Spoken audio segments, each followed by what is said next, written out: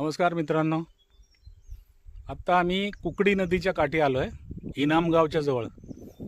आणि हे कुकडी नदीचं पात्र आहे इथे. आणि ती संपूर्ण जे हिरवगार एरिया दिसतीये ती प्राचीन काळच्या सिंधू संस्कृतीच्या जवळपासची असलेली इनामगावची उत्खननाची ती साईट आहे. ती सरकारी आहे. आणि हा आहे त्या कुकडी नदीचा काठ आणि त्याच्यावरती हे असलेले दगड, हा काठ आहे तिचा.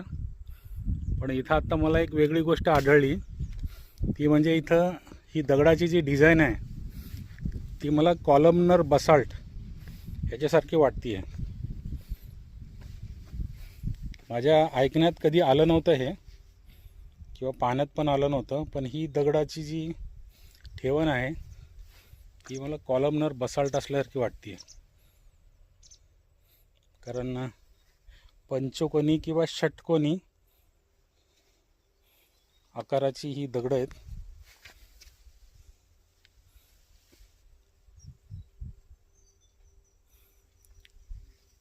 पुष्कळ ठिकाणी आहेत, थोडं इथं पण जाऊ.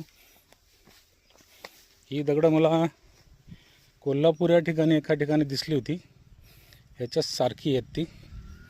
आणि ही इथं पण आहेत.